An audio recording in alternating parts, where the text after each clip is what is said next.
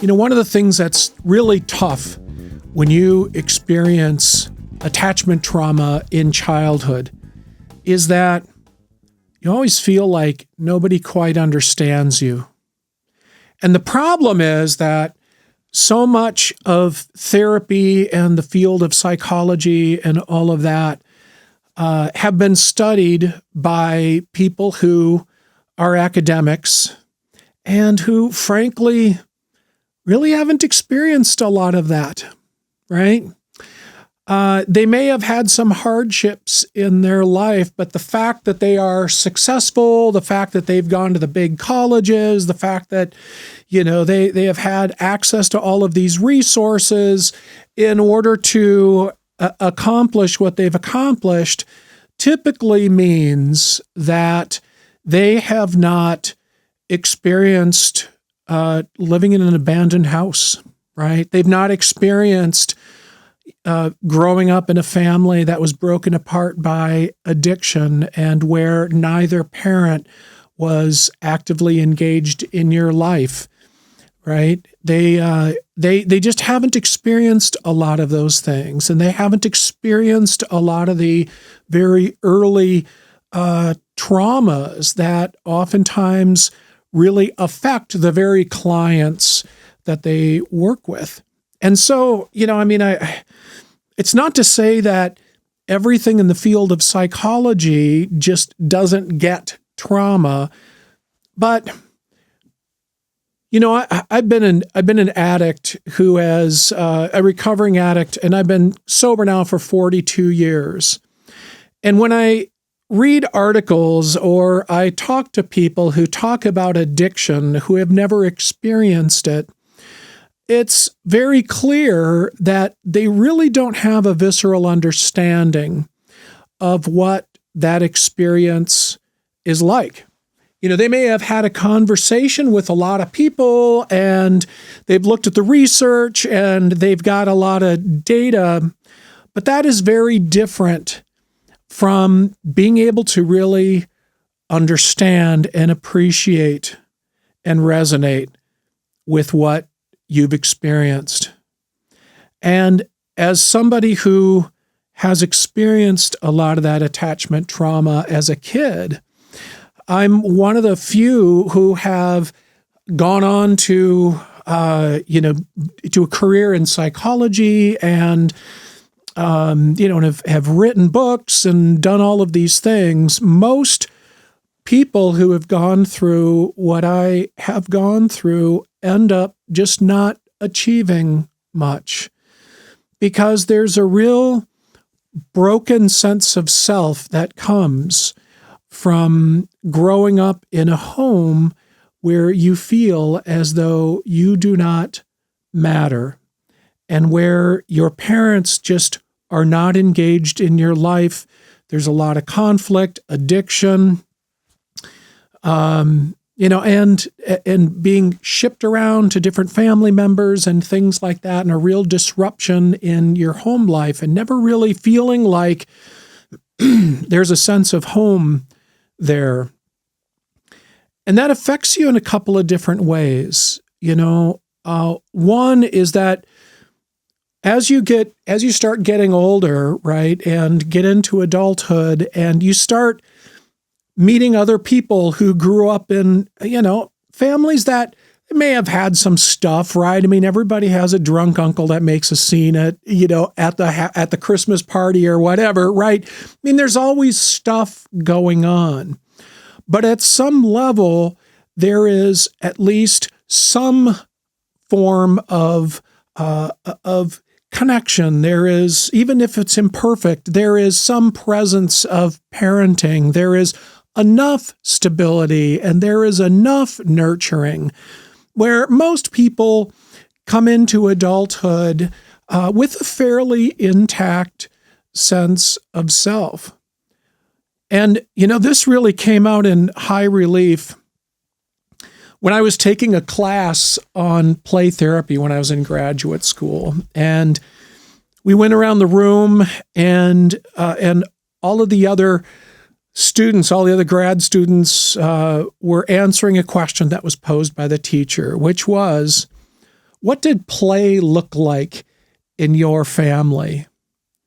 And as soon as that question was posed, I was like, fuck, this is going to be another example of how I am going to be the freak in the room, because there wasn't play in my family.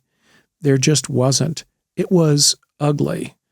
And so people would go around and they would talk about how they would sing songs and do all of these things and have big meals and do all of these wonderful things together. And it looked like, one Hallmark family special after another, another Norman Rockwell picturesque scene of a family getting together for a holiday and how wonderful it was and how much fun they all had together, even, if there were some challenges and, for the most part, people really had great experiences. And I love that for them. I don't resent that at all. But then, as we went around, it came to me and I'm like, we didn't have play. We didn't have play. If anything, there was a lot of mocking. There was a lot of criticizing. There was, trying to, embarrass each other, humiliate each other. That's what my experience was like. And, when I shared that, you could just about feel the oxygen come out of the room, right? And here are all these other people who are going to be psychologists, who are going to be therapists, who were so uncomfortable with my reality that it's just like the whole room went silent. And this is one of the things that is just can be so hard when you have actually grown up in a home that was not wonderful, that was not nurturing and loving and kind and fun, and where there was play and all of these kinds of things. You end up kind of carrying this, secret with you that if I really told people what it was like for me, they would get very uncomfortable and not know what to do and not know what to say. And now all of a sudden, I again feel like the freak, right? And, the other problem is that because there isn't this kind of normal interaction between parents and kids growing up, there's not enough nurturing support and attention and presence of kind of caregivers and loved ones for whatever reason, right? I mean, it could be that there's a mental illness or a severe medical illness or somebody died, or, it's not to blame the parents and say, ha, ha, ha, how much they suck as parents. It's not that at all. But it's really about recognizing the reality of what happens to a child's brain when there is inadequate nurturing from the adults around them. And it even is worse when instead of nurturing, what comes is shame, is criticizing, is blame, is woundedness, is physical, emotional, or sexual abuse, is harm, is chaos. And when those kinds of things happen, people like me and many other people like me enter into adulthood with this sense of, I don't know what normal is. I don't know what to trust. I don't have this intuitive sense, this intuitive internal sense of like how human beings are supposed to act, because I've never seen it. I've seen the chaos. I have seen addiction. I have seen, I've seen a lot of conflict and, and abusive stuff and all of this other sort of thing. I mean, I've seen that. I know what that looks like. I know how to navigate in that world. But when you get into adulthood, it's like, God, I want to get out of that world. But now I want to enter into a world of being in a better place. But what makes it so hard is that there's like, I don't have any frame of reference to know what normal is, right? I don't, like, how do people act? How do normal people interact with each other? And so a lot of times we end up just having to guess at what normal is. And we end up like reading other people and trying to see how they interact and how they behave and try to approximate some of that behavior.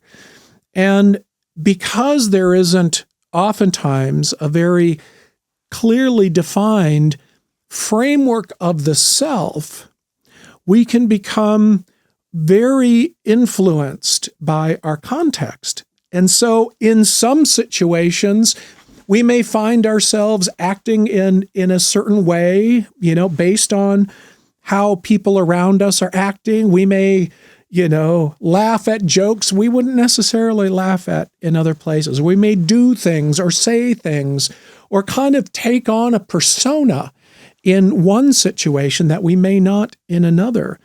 And then when we go into another situation, it can almost be like we're in an entirely, it's like we're in an entirely different space and we act in a very different way. And what is also an interesting phenomenon that if for people who have never really experienced this kind of developmental or, emotional attachment trauma as kids, if you haven't experienced it, one of the things that will happen when you get into adulthood is that you can go into this place where it's called derealization, right? It's a form of dissociation that happens as a stress response in the brain that developed this coping mechanism for kind of detaching, for dissociating with intractable and inescapable distress when you were a child. Right? And so you get into adulthood and you may all of a sudden find yourself in a situation and it's like, oh my God, everything seems like not real in some way, almost like I'm in a dream state. I can see myself acting and I can tell that I'm saying things and people are interacting with me, but it's almost like I'm not fully present.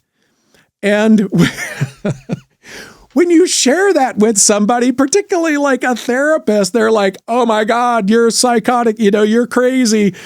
There's something wrong with you, right? And the thing that is so frustrating about that again is like, that is just what a normal brain does, right? When it is exposed to certain types of distress, right? In childhood, where we develop certain coping mechanisms for kind of dissociating from what is going on because it was so distressing for the brain. And when we get into adulthood, we can find ourselves sometimes in situations, particularly when they're new situations, like you're going to a particular class for a first time, or, you just joined a new group, or you moved into a new house, you went to a new community, or you're going out to dinner with some new people for the first time. A lot of times it's those brand new situations, those unfamiliar situations that will trigger kind of that derealization where it's not like you're nuts. It's not like you're necessarily acting out. And oftentimes we feel like, oh my God, everybody can tell that I'm losing my shit here and I'm not present and I'm saying stupid stuff. And to the outside observer, we look fine. So chances are very good that even though you feel a little bit of that derealization, doesn't necessarily mean that you're acting weird or everybody can tell. Right. And, I am revealing a lot of this stuff that I struggle with because it is a common thing that a lot of people struggle with. And when I talk about when I talk about the effects of emotional trauma, and both from kind of our PTSD kind of trauma, the big T trauma, but also the attachment trauma, or what some people call the little t trauma, where instead of something happening to us, like in the PTSD, where we're attacked or assaulted or something scary happens, the little t trauma or that attachment trauma is more from a deprivation of getting what we need. It's kind of like if our body was deprived of nutrients growing up, it will affect how our body develops, right? And when we get into adulthood, we may have certain food sensitivities, we may have a shorter stature, we may have weaker muscles, we may have thinner bones. I mean, there's a number of things that could happen physically to our body if we're deprived of nutrients as a kid.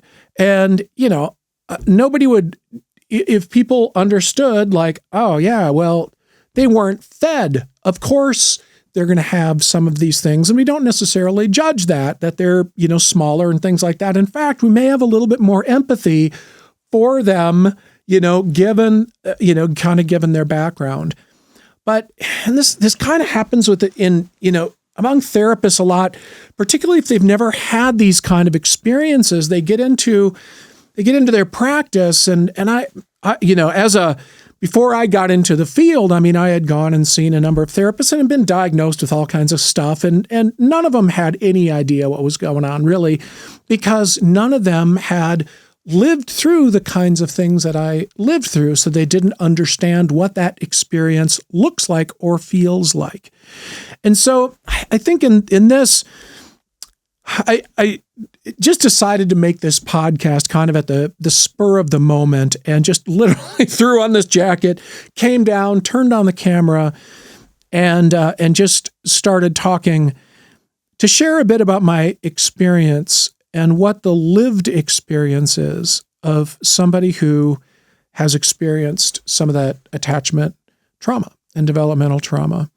And to say that a lot of the things that you experience on a day-to-day basis, you don't need to feel bad about. You don't need to pathologize, right? Just because you go through periods where things seem dereal, right? Or they don't seem dereal.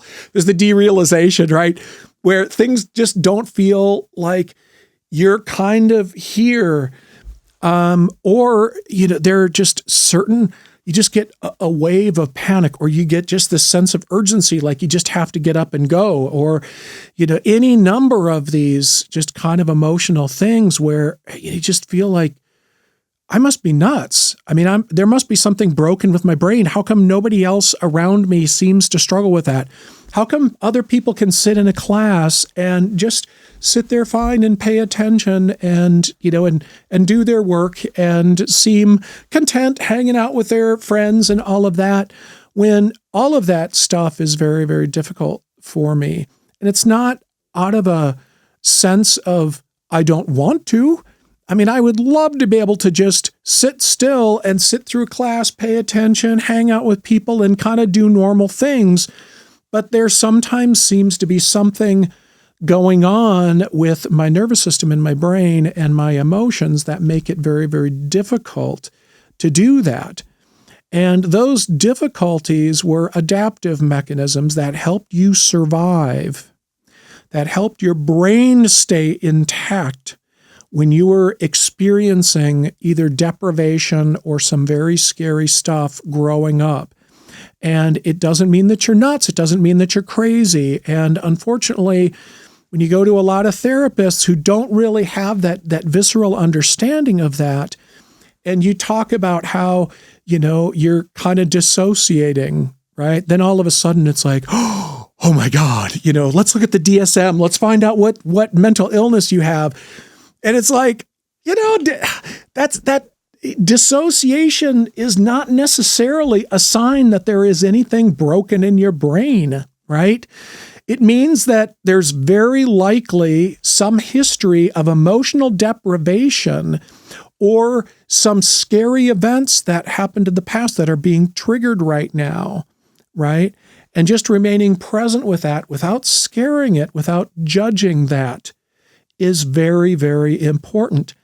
And I have just found that that unless somebody has experienced some of those things themselves and has some understanding of what those experiences are like, that I oftentimes feel very pathologized, very judged, and I end up walking away feeling broken and that there's something like wrong with me.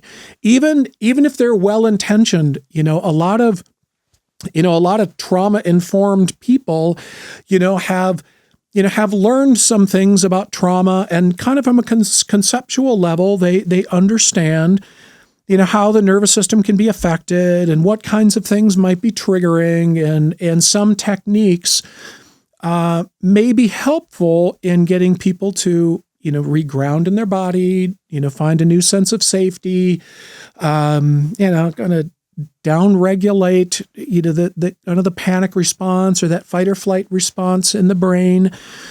Do things that will help heal the sense of self and all of that.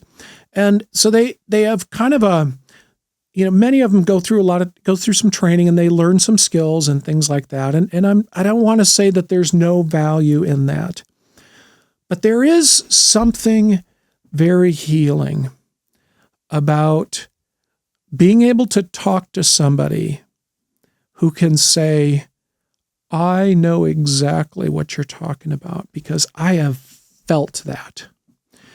And what I can tell you is that does not mean that you have a broken brain, right? That doesn't mean that you're bad, sick, or wrong, or nuts, right? You may feel crazy, right? And we may joke that, are you going to your crazy space, right? Meaning that some of this shit's getting triggered, but it doesn't mean that there's anything wrong with you. It may feel like there's something wrong with you, but there is not anything wrong with you. And one last thing that I will just say, well, two more things that I just want to say about this whole stream of consciousness conversation that I'm about to put up on YouTube, is that you can't fix this by yourself. It would be so great if I could just stand in front of a mirror and, say, I'm good enough, I'm smart enough, and doggone it, people like me, and you're a lovable person, and you're so awesome, and all of that. And while it feels good in the moment to say those kinds of things, that is insufficient to counteract the effect of years of emotional deprivation or emotional fear or panic or woundedness, right? And the only way that we can really heal ourselves is through relationships. Our woundedness occurred through the context of relationships. It was those attachment relationships that we had with our parents and the caregivers around us that were either disrupted or damaged or were the conduit through which we were either harmed or deprived, right?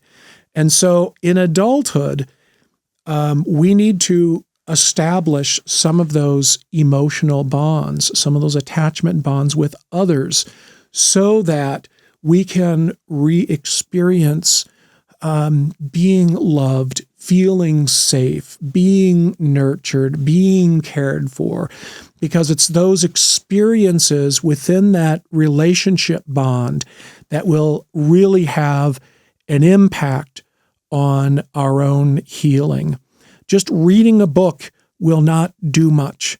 In fact, I oftentimes joke, I don't mean this to be mean, right, at all, and it's going to sound that way, but you can almost measure how much somebody is struggling by how many self-help books they have on the shelf, right? Because they and I've been guilty too. I'm not casting stones here, right? It's like, God, if I can just find the answer, if there's just something that somebody can say that would go, oh, that makes so much sense, and now I feel better, then, man, all of this stuff would have been healed a long time ago, and we wouldn't be sitting with a crisis of mental health in our nation right now. But the reality is that just knowing stuff doesn't help, right?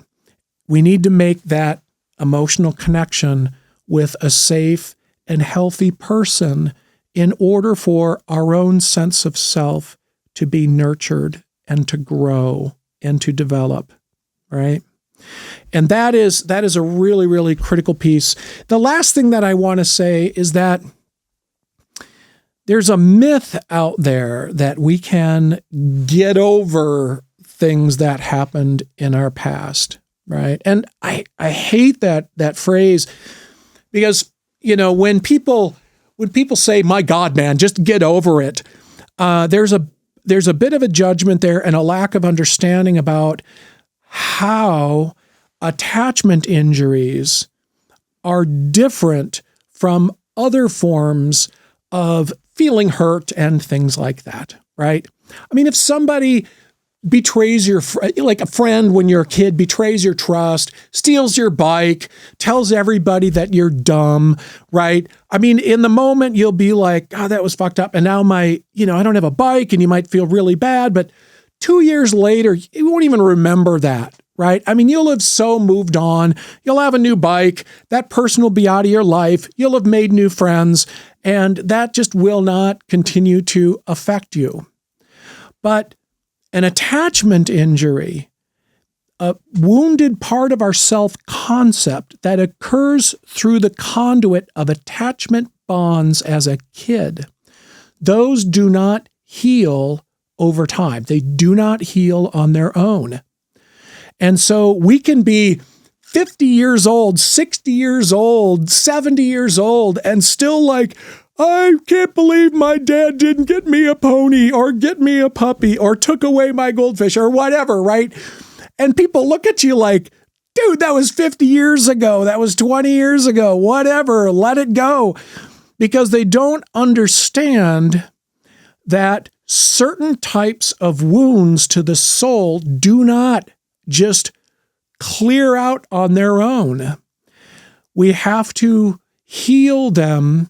We have to process through them while in relation with another human being where there's that kind of emotional connection. Because this is just the way that the circuits of the brain work, right? That when we are injured through the conduit in the context of an attachment relationship, that healing has to occur in adulthood within an attachment relationship, because then kind of the circuits of the brain, the parts of the brain that were activated and hurt now can be addressed. And it's not that we always kind of can just get over or totally eliminate all of our emotional reactivity and our triggers and our sensitivities and our fears and things like that, no matter how much therapy we do. And I know that sucks, but it's just the reality, because a lot of these things that happen in childhood where our sense of self is affected, right? When we go through adolescence, there is a tremendous amount of rewiring that goes on in the brain during adolescence. One of the reasons why in adolescence, it's like there's a total personality shift, right? The nice little sweet kid that we once were now is like, shut up, mom, you don't know anything, and going out and doing all kinds of crazy things and impulsive things and getting involved in, with people who we wouldn't otherwise hang out with. And we do all of those things because what's going on in the brain is that there's a ton of rewiring that's going on. And many of those coping mechanisms that we developed from childhood on how we show up, how we show up in the world and where we understand our place in the world and our sense of value, our sense of safety, our sense of agency, our sense of belonging, all of, those kinds of things, then kind of get imprinted. They kind of get hardwired in our brain as we go through adolescence. And then when we go into adulthood, that's when we kind of start carrying that stuff. And so even if you do a lot of work, and I've done a ton of work, of healing work on my own to kind of get over stuff that I experienced as a kid, right?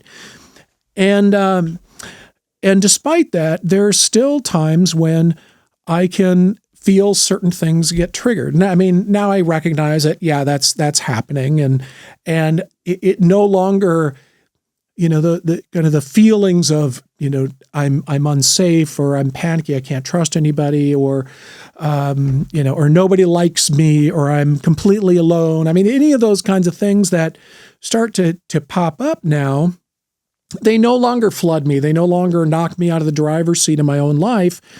And I just recognize that these are just remnants. These are kind of ghosts from the past that were kind of hardwired in my brain in adolescence. And some of those things still are with me, even though they no longer dictate how I experience the world. I'm just aware that sometimes some of these wounded parts may come up. And so I think the bottom line that I'm really trying to get to here is that you may feel as though nobody really understands you. You may feel like a freak. You may feel like you have a broken brain, or that you're unlovable, or that if people really knew who you were, they wouldn't like you. And I want to tell you that I 100% at a deep visceral level understand what you're feeling, because I have felt it too. And I just want to say that just because you feel like a freak doesn't mean that it's true. Just because you feel like you are broken and nobody likes you, or nobody loves you, or you'll always be a failure, or whatever it is, even though it feels true, doesn't mean it is true. That a lot of those voices that kind of pop up from our woundedness of our past can be very powerful and can seem very convincing, right? But I just want to tell you that you are okay. You are fine.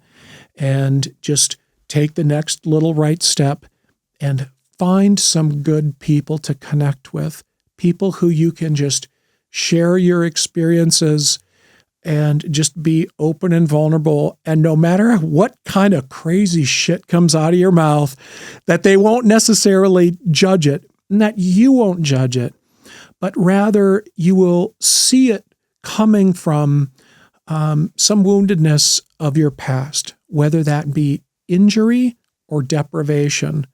And you can just see it in that context, right? That these are just things that came from my experience in the past. And finding those people is extremely important if you are living with some of the fallout or some of the effects of childhood emotional trauma, because that is going to be your path into the future and to create a better life for yourself.